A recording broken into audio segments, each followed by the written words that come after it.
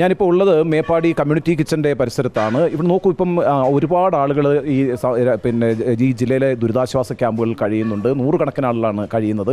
ഈ പറയുന്ന ഉരുൾപൊട്ടൽ ദുരന്തമുണ്ടായ ദിവസം മുതൽ ഇവിടുത്തെ ഈ പറയുന്ന ഹോട്ടൽ അസോസിയേഷൻ എല്ലാവരും, അവരുടെ പ്രവർത്തകരെല്ലാവരും ചേർന്നിട്ട് കമ്മ്യൂണിറ്റി കിച്ചണുകൾ ഉണ്ടാക്കുകയും ആ കമ്മ്യൂണിറ്റി കിച്ചണുകളുടെ ഭാഗമായിട്ട് വലിയ രീതിയിൽ ആയിരക്കണക്കിന് മനുഷ്യർക്ക് നിരന്തരം 3 നേരം 4 നേരം ഭക്ഷണം എത്തിച്ചുകൊണ്ടിരിക്കുന്ന കർമ്മത്തിലാണ് അവർ ഏർപ്പെട്ടിരിക്കുന്നത്. എന്ന് മാത്രമല്ല, ഇപ്പോൾ സ്ഥിതി ഏറെക്കുറെ ശാന്തമായിട്ടുണ്ടെങ്കിൽ കൂടിയും അവരുടെ ആ പ്രവർത്തനം അവർ നിർത്തിയിട്ടില്ല എന്നുള്ളതാണ്. ഇതുവരെ ഞാൻ നിൽക്കുന്ന ഈ ഷോപ്പിൽ അവർ കച്ചവടം പോലും ആരംഭിച്ചിട്ടില്ല. മറിച്ച് ഒരു കമ്മ്യൂണിറ്റി കിച്ചൺ ഓപ്പൺ ചെയ്തുകൊണ്ട് അവിടെ നിരന്തരം ആഹാര സാധനങ്ങൾ ഉണ്ടാക്കി അങ്ങോട്ടേക്ക് ഈ ദുരിതാശ്വാസ ക്യാമ്പുകളിലേക്കൊക്കെ എത്തിക്കൊണ്ടിരിക്കുകയാണ്. അതിൻ്റെ പ്രവർത്തകരാണ് എന്നോട് ഇപ്പോൾ ഉള്ളത്. ഇപ്പം നിങ്ങൾ എത്ര ദിവസമായി ഇത് ചെയ്തു കൊടുക്കുന്നത്? ഞങ്ങൾ ദുരന്തമുണ്ടായ അന്ന് മുതൽ കമ്മ്യൂണിറ്റി കിച്ചൺ ഭക്ഷണം കൊടുക്കുന്നുണ്ട്. 1-ാം തീയതി മുതൽ കമ്മ്യൂണിറ്റി കിച്ചൺ ആരംഭിച്ചു. പോളിടെക്നിക്കിലാണ് ആരംഭിച്ചത്. ദിവസേന 13,000-ഓളം പേർക്കാണ് ഫോഴ്സിനുള്ള ഭക്ഷണമാണ് കൊടുത്തുകൊണ്ടിരുന്നത്. കേരള ഹോട്ടൽ ആൻഡ് റെസ്റ്റോറൻറ്റ് അസോസിയേഷനാണ് തികച്ചും സൗജന്യമായി ഒരു പൈസയും വാങ്ങിക്കാതെ ചെയ്തുകൊണ്ടിരിക്കുന്നത്. പിന്നീടാണ് കഴിഞ്ഞ ശനിയാഴ്ച പോളിടെക്നിക്ക് കുട്ടികൾക്ക് വേണ്ടി തുറന്നു കൊടുക്കണമെന്ന് പറഞ്ഞപ്പോൾ ആ സൗകര്യം നമ്മൾ ഉപയോഗപ്പെടുത്തി കുട്ടികൾക്ക് തുറന്നു കൊടുക്കുകയും അതിനുശേഷം വീണ്ടും ഞങ്ങളോട് പറഞ്ഞത് 1,500-ഓളം പേർക്ക് ദിവസേന ഭക്ഷണം ഇനിയും വേണം, ഫോഴ്സ് എന്താണ് ചെയ്യാനാവുക എന്ന് ജില്ലാ ഭരണകൂടം ചോദിച്ചപ്പോൾ ഞങ്ങൾ യാതൊരു മടിയും കൂടാതെ പറഞ്ഞു ഞങ്ങൾ കൊടുക്കാം. അപ്പോൾ ഞങ്ങൾ സൗകര്യം കിട്ടിയില്ല കോമൺ ആയിട്ട്.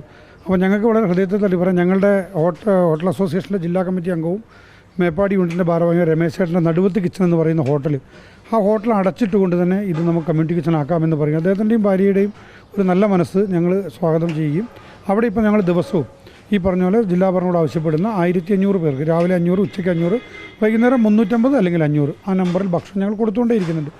ഞങ്ങൾ ഇതിൻ്റെ പ്രോസസ്സ് നിർത്തിയില്ല. ഞങ്ങൾ ആദ്യമേ പറഞ്ഞതാണ്, അവസാനത്തെ ആളെയും തിരഞ്ഞ് സേന മടങ്ങുന്നത് വരെ ഞങ്ങളുടെ സേവനം ആവശ്യമെങ്കിൽ ഹോട്ടൽ അസോസിയേഷൻ അത് തുടരുമെന്ന് പറഞ്ഞാണ്. അതിപ്പോഴും ഞങ്ങൾ തുടർന്നുകൊണ്ടേയിരിക്കുകയാണ്. പക്ഷേ ഇവിടെ ഈ പറയുന്ന സേനയ്ക്കും അടക്കമാണ് അല്ലേ, എല്ലാ പ്രവർത്തകർക്ക് അടക്കം ആണ് എത്തിക്കൊണ്ടിരിക്കുന്നത്. നോക്കൂ, ഇപ്പോൾ തുടങ്ങുന്ന സമയത്ത് 13,000 ആളുകൾക്ക് ഭക്ഷണം എത്തിക്കുന്നു.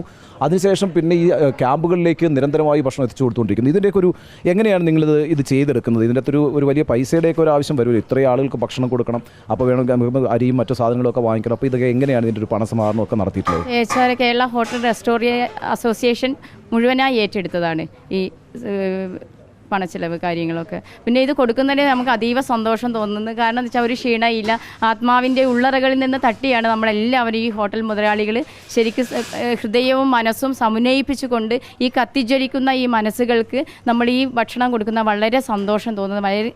വെരി സാറ്റിസ്ഫൈഡാണ് നമ്മൾ ശരിക്കും. ഞാൻ മാത്രമല്ല, നമ്മൾ KHRA എല്ലാവരും, തിരുവനന്തപുരം മുതൽ കാസർഗോഡ് വരെയുള്ള എല്ലാ ഹോട്ടൽ മുതലാളിമാരും വളരെ സാറ്റിസ്ഫൈഡ് ആയിട്ടാണ് ഇവർക്ക് ഇത് കൊടുക്കുന്നത്. എന്താ പേര് പറഞ്ഞു? എനിക്ക് പേര് ബിന്ദു. ഹോട്ടൽ നടുവത്തിച്ചിൻ്റെ ഓണേഴ്സാണ് ഞങ്ങൾ രണ്ടാളും. അല്ലേ, നിങ്ങൾ രണ്ടുപേരും. അപ്പോൾ ഈ ഹോട്ടൽ ഇപ്പോൾ ഇതൊരു കമ്മ്യൂണിറ്റി കിച്ചനായിട്ട് മാറി. ഇത് കഴിഞ്ഞ് കഴിഞ്ഞപ്പോൾ ഈ ദുരന്തം വന്നു കഴിഞ്ഞപ്പോൾ അന്ന് 3 മണിക്ക് ഞങ്ങൾ തുടങ്ങിയ പരിപാടിയാണ്. അപ്പോഴല്ല, അപ്പോൾ ഞങ്ങൾ ജില്ലാ സെക്രട്ടറിയും പ്രസിഡൻറ്റൊക്കെ വിളിച്ച് ആലോചിച്ച് എന്താ ചെയ്യാൻ പറ്റുക, അവന് ഫുഡൊക്കെ കളക്ട് ചെയ്തിട്ട് നമ്മൾ ഹോട്ടലിലേക്ക് കൊണ്ടുവരും, അവിടെ നിന്ന് കൊടുക്കണം എന്ന് പറഞ്ഞു. പിന്നെ അത് അസൗകര്യമായിട്ട് വന്നു കഴിഞ്ഞപ്പോൾ സ്വന്തമായിട്ട് തുടങ്ങാൻ എന്താ ചെയ്യാമെന്ന് ആലോചിച്ച് ജില്ലാ സെക്രട്ടറി ജില്ലാ കമ്മിറ്റി ആലോചിച്ച് അത് ഏറ്റെടുത്ത് നമ്മൾ പരിപൂർണ്ണ പിന്തുണ പ്രഖ്യാപിച്ചു. നമ്മൾ ഹോട്ടലടച്ച് നമ്മളെല്ലാവരും കൂടെ അങ്ങോട്ട് പോയി. പിന്നെ കോഴിക്കോട് ജില്ലാ കമ്മിറ്റി, അതുപോലെ തന്നെ മറ്റുള്ള എല്ലാ ജില്ലാ കമ്മിറ്റികളും സംസ്ഥാന കമ്മിറ്റി ഇതിൻ്റെ പൂർണ്ണമായ ചെലവ് ഏറ്റെടുത്തു. ജില്ലാ നേതൃത്വമാണ് ഇതിൻ്റെ മുഴുവൻ കൺട്രോൾ. ഞങ്ങളൊരു 7 ആളാണ്. കോഴിക്കോട് ജില്ലയിൽ നിന്ന് 2 ആൾ, അങ്ങനെ 9 പേര് മുഴുവൻ സമയം ഇതിൽ രാവും പകലും ഇല്ലാതെ 24 hours അവിടെ കമ്മ്യൂണിറ്റി കിച്ചണിലായിരുന്നു. ശരി, ഇപ്പോൾ ഈ ജില്ലാ സെക്രട്ടറി കൂടി ഇപ്പോൾ ഉണ്ട് നമ്മുടെ കൂട്ടത്തിൽ, ഇവിടുത്തെ പ്രസിഡൻറ്റും എല്ലാവരും ഉണ്ട്. നോക്കൂ, ഇപ്പം എൻ്റെ ചോദ്യം എന്ന് പറയുന്നത്, ഇപ്പം നമുക്കിപ്പം ഭക്ഷണം ആളുകൾക്ക് കൊടുക്കൊണ്ടിരിക്കാൻ കഴിയുന്നുണ്ട്. പക്ഷേ നിങ്ങളെ സംബന്ധിച്ചിടത്തോളം നിങ്ങൾക്ക് ഇനിയിപ്പോൾ മുന്നോട്ട് ഈ ഹോട്ടലുകളൊക്കെ തുറന്ന് പ്രവർത്തിക്കേണ്ടതുണ്ട് അല്ലേ? ആളുകൾ ഹോട്ടലിലേക്ക് വരണം. അപ്പോൾ ആ മേഖല വളരെ വലിയ പ്രതിസന്ധിയാണ്. ടൂറിസം അടക്കമുള്ള മേഖല വലിയ പ്രതിസന്ധിയിലാണ് സാറേ. കാരണം ടൂറിസ്റ്റ് മാത്രമാണ് ആശ്രയിക്കുന്നത്. കാർഷിക മേഖലയിലെ ഒരു പ്രതിസന്ധി ഒരു വിധത്തിൽ ഞങ്ങൾ പരിഹരിച്ചുകൊണ്ടിരിക്കുന്നത് ടൂറിസം മേഖലയിൽ നിന്ന് ആളുകൾ വന്നുകൊണ്ടിരിക്കുക. ഇപ്പം വളരെ കുറവ് തന്നെയാണ് കച്ചവടം. ഒരു 60% കച്ചവടം ഹോട്ടലുകളിൽ കുറവാണ്, ടൂറിസ്റ്റുകളില്ലാത്തതുകൊണ്ട് വളരെ പ്രതിസന്ധിയിലുള്ളത്. അപ്പോൾ അതിനെ വീണ്ടെടുക്കാൻ ഞങ്ങളും നിങ്ങളെ കൂടെ കൈകോർത്ത് കൂടെ ഉണ്ടാവും എന്തിനും. റിപ്പോർട്ടർ TV ഇപ്പോൾ ചെയ്യുന്നൊരു കാര്യം വലിയ കാര്യമാണ്. ലോകത്തിന് മുന്നിൽ വയനാടിനെ തുറന്നു കാണിക്കാനും വയനാടെന്ന് പറയുന്ന ടൂറിസം ഡെസ്റ്റിനേഷന് വീണ്ടും ജനങ്ങൾക്ക് പരിചയപ്പെടുത്തണം, എല്ലാവരെയും വയനാട്ടിലേക്ക് കൊണ്ടുവരാൻ നിങ്ങൾ ചെയ്യുന്നൊരു പ്രയത്നം ഉണ്ടല്ലോ, ഇത് മറക്കില്ല മനസാക്ഷിയുള്ളവർ. കേരളം മറക്കില്ല. നിങ്ങളോടൊപ്പം ഉണ്ടാവും. ഒരു സംശയം, റിപ്പോർട്ടർ TVയുടെ ഒരു റേഞ്ച് ഇപ്പോൾ എത്രയോ ഉയരങ്ങളിലേക്ക് പോയിക്കൊണ്ടിരിക്കുക. കാരണം ഒരു നാടിനൊപ്പമാണ് നിങ്ങൾ നിൽക്കുന്നത്. ഈ ടൂറിസം ഇവിടെ വന്നാൽ മാത്രമേ ഇതിനെ ആശ്രയിക്കുന്ന 10,000-കണക്കിന് വരുന്ന മനുഷ്യർ, കുടുംബങ്ങൾ ഇനിയൊരു ജീവിതമുള്ളൂ. ആ ജീവിതത്തിൻ്റെ അതിൻ്റെ മുന്നിലാണ് നിങ്ങളൊരു കൈത്തിരിയായി, ഒരു വെളിച്ചമായി നിൽക്കുന്നത്. റിപ്പോർട്ടർ TV എന്താ പറയുക, ഇതിൻ്റെ റേഞ്ച് ഇപ്പോൾ എനിക്ക് പറയാൻ കഴിയില്ല. വലിയ സന്തോഷമുണ്ട്. കാരണം വെച്ചാൽ ഈ പറയുന്ന വയനാടിൻ്റെ ഒരു ദുരന്തമുണ്ടായ നിമിഷം മുതൽ ഏതാണ്ട് 10-15ഓളം റിപ്പോർട്ടർമാർ നിരന്തരം നിന്നുകൊണ്ടാണ് പ്രേക്ഷകർക്ക് അറിയാവുന്നതുപോലെ ഇവിടെ നിന്നുള്ള വാർത്തകൾ എത്തിച്ചത്.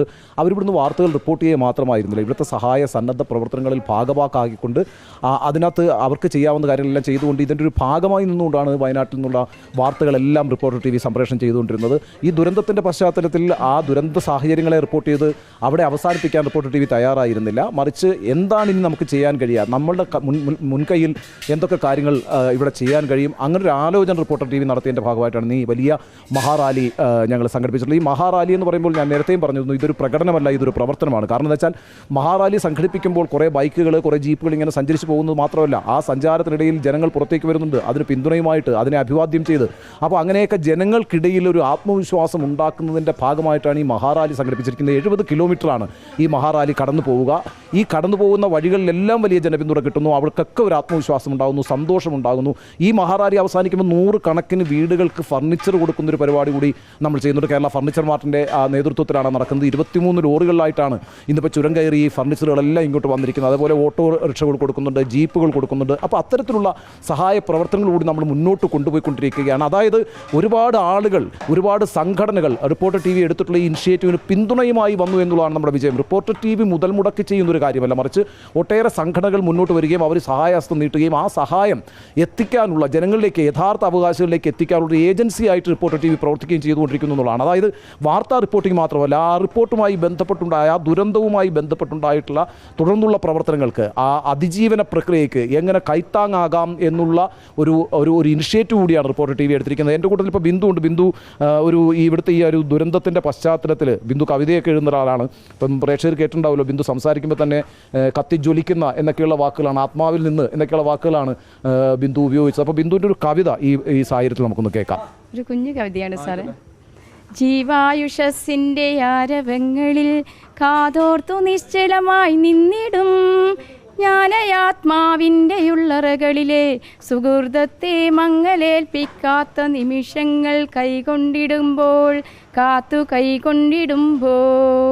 വിധിയെ തള്ളിപ്പറയാതെ വയ്യെങ്കിലും തെല്ലുനേരമായെന്നതിനാലും അർത്ഥവ്യാപ്തിയുണ്ടെന്നുള്ളതല്ലേ നമ്മെ ജീവിതം ജീവിക്കാൻ നയിപ്പിക്കുന്നത്.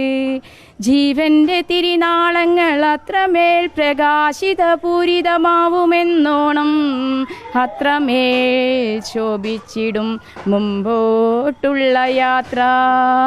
അറ്റമില്ലാത്ത ഈ യാത്ര കത്തിജ്വലിക്കുമ്പോൾ വീണ്ടുമാം ശതകോടി സുഗന്ധനാദങ്ങൾ പൂത്തുജ്വലിക്കുന്നതും അറിവിൻ്റെ വാതായനങ്ങൾ തുറക്കുന്നതും കാണാം.